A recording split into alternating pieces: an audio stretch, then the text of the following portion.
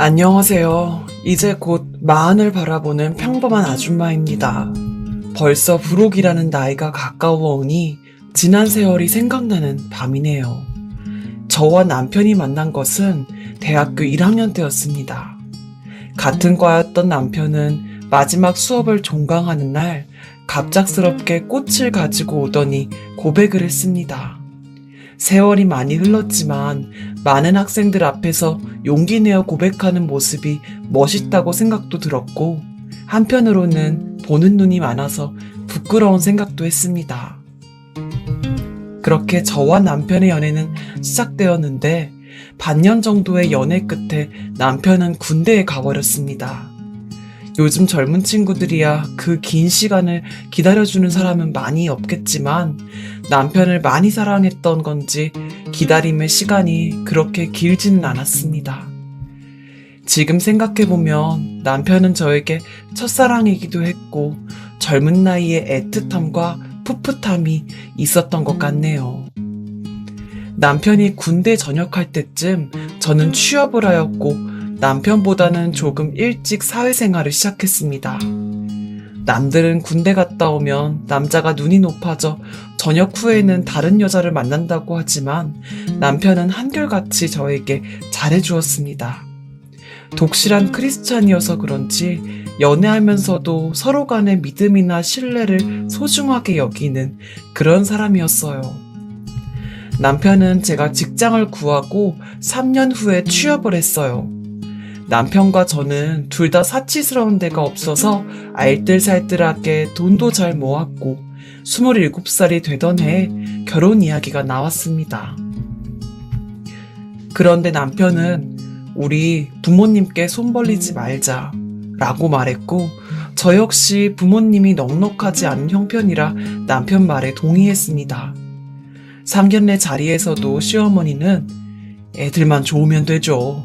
그런데 요즘 예단이다 예물이다 돈이 얼마나 많이 드는지 몰라요. 그렇게 몇 천만 원씩 쓰는 건 좀 아닌 것 같아요. 자기들만 잘 살면 됐지 그런 게 다 허례허식이에요 라고 말씀하셨고, 부모님도 그런 시어머니의 말에 맞장구 치셨습니다. 양가 부모님들의 뜻대로 저희는 부모님의 손을 빌리지 않고 결혼을 준비했습니다.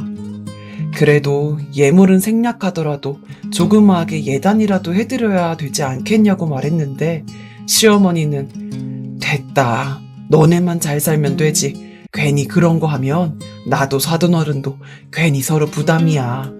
라고 말씀하시는 모습에 그저 감사하게만 했습니다. 그렇게 저희는 10평이 조금 넘는 전셋방을 구했고 혼수 역시 최소한으로 장만했습니다. 직장 생활을 남편보다 오래 했기에 많은 돈은 아니었지만 냉장고며 세탁기며 거의 다 제가 모아놓은 돈으로 장만했습니다. 사랑하는 사람과 평생 함께 할 텐데 그까지 돈 몇 푼 아깝지 않다고 생각했어요. 그런데 문제는 다른 곳에 있었습니다. 남편의 절실한 신앙심 때문이었어요. 연애할 때에도 일요일 내내 교회에 있는 모습을 보고 몇 번 서운함을 표시했는데, 그때마다 남편은 내가 다른 건 몰라도 교회 가는 건 자기가 양보해줬으면 좋겠어. 알다시피 나 모태신앙이잖아. 그래도 내가 자기한테 같이 가자는 이야기는 안 하잖아. 이것만 좀 이해해줘.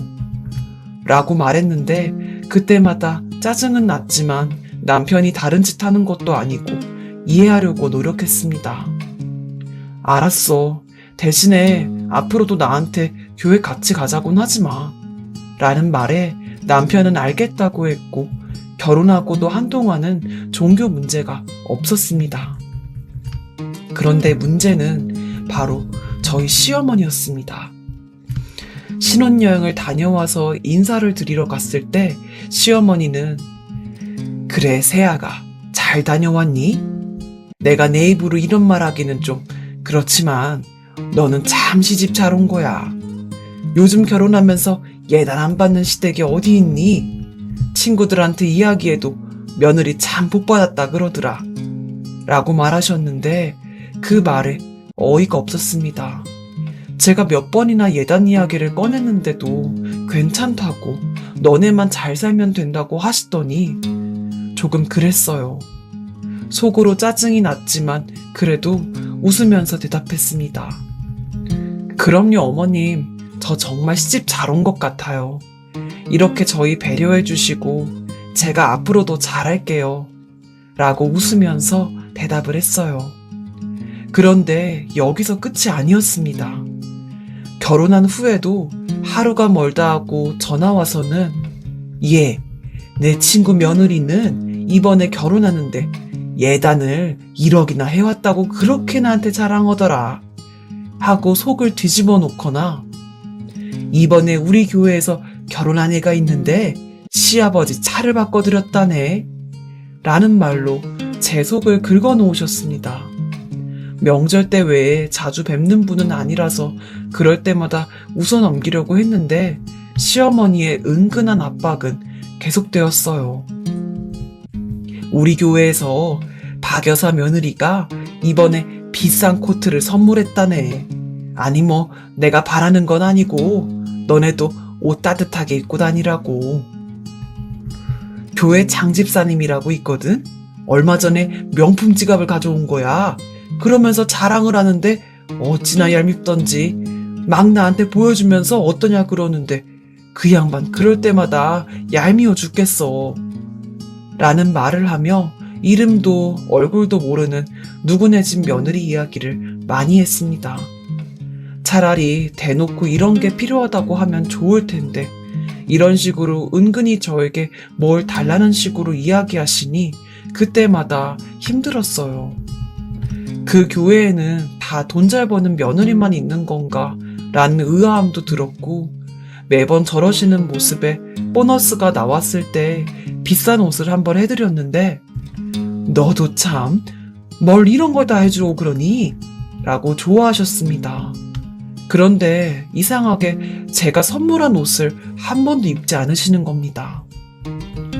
나중에 알고 봤더니 제가 기껏 선물한 옷을 환불받고 더 좋은 브랜드로 사신 거예요. 뭐 본인이 마음에 들었으면 됐지라는 마음이었지만 한편으로는 몇 시간이나 백화점을 돌면서 산 건데 서운한 마음이 들었습니다. 선물을 한 번 드리니 그전보다는 덜 하셨지만 남편 몰래 바라는 행동은 멈출지 몰랐어요. 이런 상황이 반복되다 보니 한 귀로 듣고 한 귀로 흘리려고 했는데 어느 날은 남편이 저에게 말을 했습니다. 자기도 일요일에 혼자 집에 있으면 심심하지 않아? 다른 부부들은 같이 예배도 드리고 그러는데 나만 매번 혼자 가니까 좀 그래. 교회에서도 자기 보고 싶어 하시고. 라는 말에 저는 화가 나서 말했습니다. 내가 일요일에 집에서 놀아? 말이 나와서 말인데 주말마다 어디 놀러 가지도 못하고 청소하며 빨래하면 저녁 시간이야. 뭔 교회를 아침에 가서 저녁 늦게 오는데 내가 언제 한번 일요일에 청소 안 한다고 뭐라고 한 적 있어? 그리고 우리 결혼 전에 내가 교회 안 다니는 거 터치 안 하기로 했잖아. 갑자기 무슨 소리야? 그동안 시어머니한테 쌓여왔던 짜증과 주말 내내 혼자 집안일을 도맡아야 했던 짜증이 한 번에 폭발하는 순간이었습니다. 남편은 제가 화내는 모습에 바로 미안하다고 했지만 이후에도 은근슬쩍 교회를 같이 다닌다는 이야기를 꺼냈습니다. 교회 이야기가 나올 때마다 남편과의 다툼은 반복되었어요. 문제는 이런 문제가 남편에게서 끝나지 않았다는 겁니다. 명절 때나 가족 행사 때 만난 시어머니는 노골적으로 교회 나가라는 말을 하셨습니다. 애기야, 우리 가족이 이렇게 화목하고 지금 이렇게 잘 살 수 있는 건 하나님의 보살핌 때문이다. 너도 그러지 말고 명운이 따라서 한 번씩 가고 그러렴. 그렇게 하나님 뜻을 거부하는 건 정말 못할 짓이야. 그런 건 다 사탄이 너 주위에 있어서 그래. 상황이 이러다 보니 시댁에 가는 날이 다가올 때마다 스트레스가 심해졌습니다. 그날도 명절 때 시댁 식구들이 다 같이 모이는 자리였어요. 여느 때처럼 식사를 하고 가족들이 다 모였는데 시어머니가 말문을 열었습니다. 너네는 결혼한 지 벌써 2년이나 되었는데 언제쯤 애 가질 생각이니? 라는 말에 괜시리 죄송스러운 마음이 들어서 우물쭈물하고 있었는데 시어머니는 다시 한번 제 속을 긁어놓았습니다. 내가 봤을 땐 너가 신앙심이 없어 그래. 하나님께 열심히 기도하면 하나님이 천사 같은 아이를 선물해 주실 텐데 말이야. 도대체 신앙심이랑 임신이 무슨 상관인가요? 이런 제 표정을 읽었는지 남편은 그만하라고 시어머니를 말렸지만 유일하게 교회를 다니지 않은 저는 마치 역적이라도 된 듯한 분위기였습니다. 애기야, 봐봐. 너네 신우도 교회 잘 다녀서 능력 있는 남자 만나 결혼하잖니. 하나님께 열심히 기도했더니 저렇게 좋은 남자 만난 거 아니냐. 이 말에 저는 쌓아왔던 울분이 터져서 처음으로 시어머니께 대들면서 말했습니다. 어머님, 무슨 말씀을 그렇게 하세요? 저희가 애를 안 가지고 싶어 안 가진 것도 아니고, 그리고 어머님 말씀대로 하면 제가 교회 안 다녀서 지금 이런 남편 만났다는 거예요? 이런 말이 터져나왔습니다. 아차 하는 생각이 들었지만 되돌릴 수는 없었습니다. 남편은 이런 저와 시어머니를 달래면서 엄마, 이 사람 요즘 회사에서 스트레스를 많이 받아 그래. 먼저 가볼게요. 나중에 연락할게. 라고 하면서 황급히 저를 데리고 시댁을 나왔습니다. 집에 오는 차 안에서도 기분이 좋지 않아 남편과 한마디도 하지 않았어요. 그런데 남편에게 시어머니 전화가 왔고 옆에서 통화 내용을 들을 수 있었습니다. 시어머니는 울면서 이야기했어요. 명훈아, 내가 너네 다 잘되라고 그런 거 아니니? 교회 다니라고 한 게 뭐 그리 큰 잘못이야? 내가 너네 생각해서 결혼할 때도 예단도 생략하고 그런 걸 며느리는 고마운 걸 하나도 몰라. 그리고 시어머니한테 어딜 그렇게 말대꾸를 해? 오늘 하는 거 보니까 너도 아주 잡아먹게 생겼더라. 나쁜 것 같으니라고. 바보 같은 남편은 이 말을 듣고도 아무 말도 하지 않았습니다.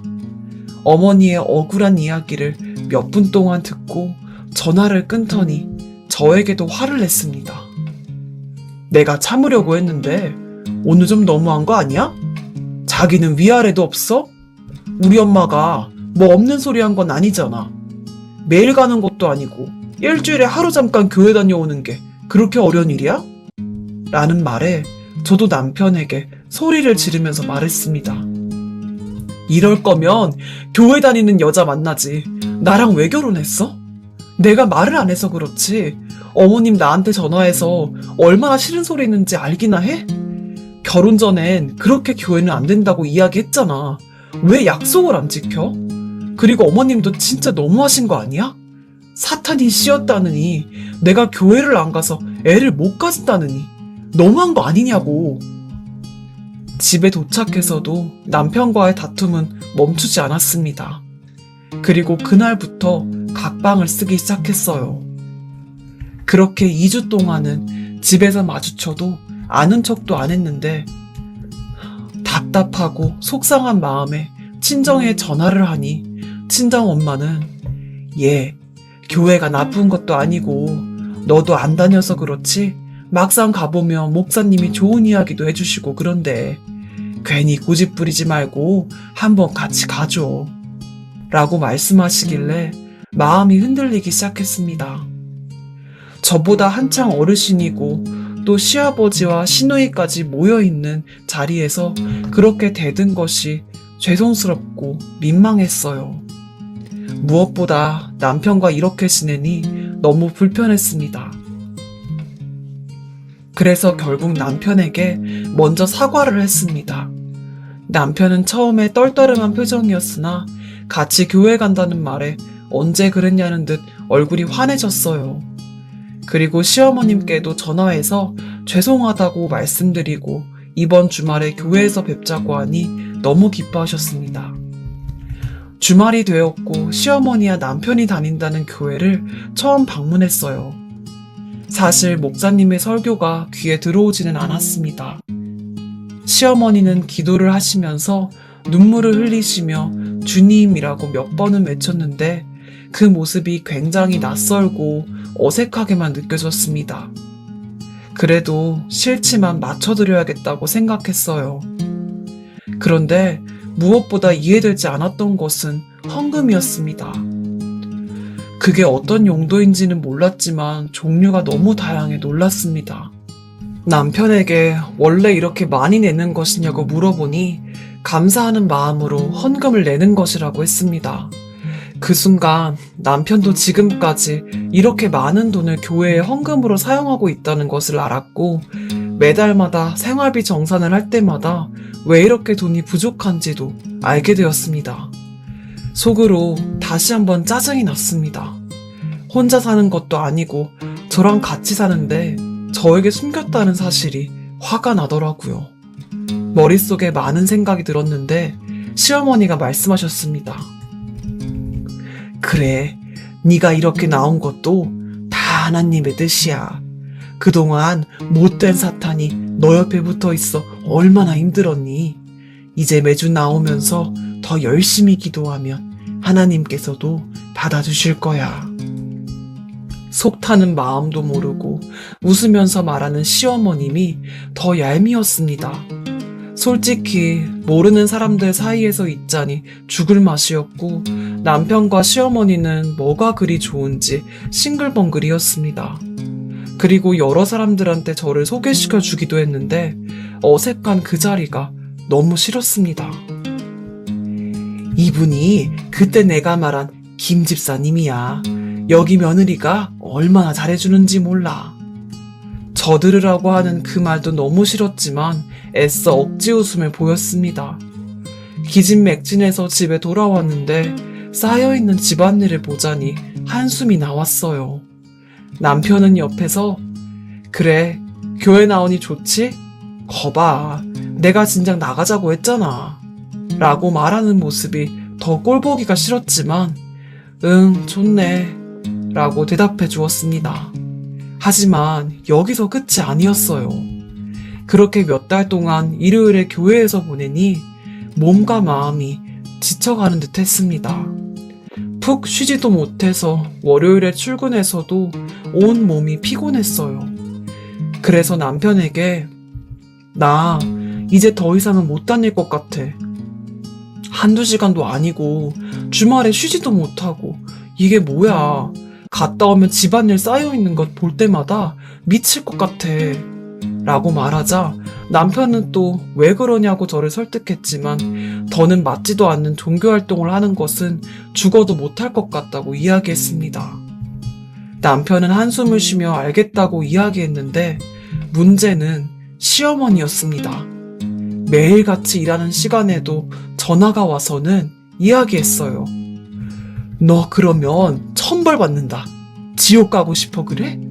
그리고 몇 달 동안 네 오면서 내가 교회 사람들한테 너 칭찬 얼마나 하면서 소개도 다 시켜줬는데 이렇게 갑자기 안 나오면 내 입장은 뭐가 되니? 내가 너 아파서 쉬는 거라 했으니 이번 주는 꼭 나오너라. 시어머니는 자기 체면 때문에 저를 교회로 나오라고 하는 것 같았습니다. 어머님, 저는 신앙심도 없고 교회 가는 게 너무 곤욕스러워요. 저까지 교회에서 살면 집안일은 누가 해요? 제가 우는 소리로 이야기해도 시어머니는 막무가내였어요. 어디 그깟 집안일로 천벌받는 이야기를 하고 있어? 너 지금 게을러진 것도 다 사탄이 씌워서 그래. 라는 말로 저를 괴롭혔고 교회를 다닐 때보다 시어머니의 잔소리가 더욱 스트레스가 되자 그렇게 다시 교회에 몇 달을 꾸준히 나갔는데 여기서 끝이 아니었습니다. 시어머니는 또 말도 안 되는 요구를 하기 시작했어요. 이렇게 예배만 드려서는 부족해. 하나님 말씀 잘 따르려면 아가, 네가 남보다 더 적극적이고 성실하게 교회 활동을 해야 된다. 라는 말로 저를 설득하시는데 저는 그 말을 듣고는 경악했습니다. 토요일에 나와서 청소를 해야 경건한 마음으로 일요일 예배에 참석할 수 있다고 하지를 않나. 예배만으로는 부족하니 주위 사람들한테 전도하면서 교회로 이끌어야 한다고 하지를 않나.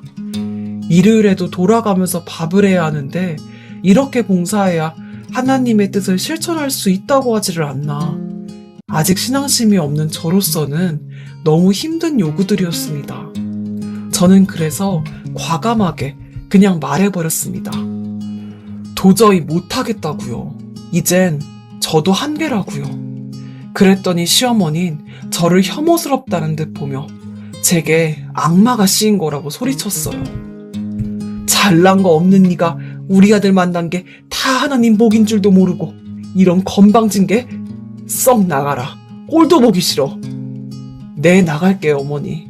대신 저도 어머님의 이런 부당한 요구 들어드릴 의무 더는 없습니다. 네, 저도 시어머니 말에 열이 받아 제가 연락하는 일 없을 거라고 선언해버렸고요. 사실 저도 못된 며느리인지도 모르겠습니다. 수년간 쌓아온 스트레스 때문인지 이렇게 저를 압박하고 본인 체면만 차리는 시어머님과 연락이 끊기니 마음이 편해지더라고요. 얼마 전 명절 때 찾아뵈었는데 저를 보시고 안방에 쏙 들어가시는 시어머니를 보면 참 사람이 옹졸하다는 생각이 들었습니다. 그래도 지금은 그때보다 압박하는 것은 없어졌지만 이렇게 지내는 것이 나쁘지는 않다는 생각이 듭니다. 지금 생각해보면 그때 교회에서 시엄마와 한바탕 한 게 오히려 잘 된 것 같아요. 기독교를 비하할 의도는 아니니 오해하지 않고 들어주셨으면 좋겠습니다. 재미없는 사연 끝까지 봐주셔서 감사합니다. 모두 행복하세요.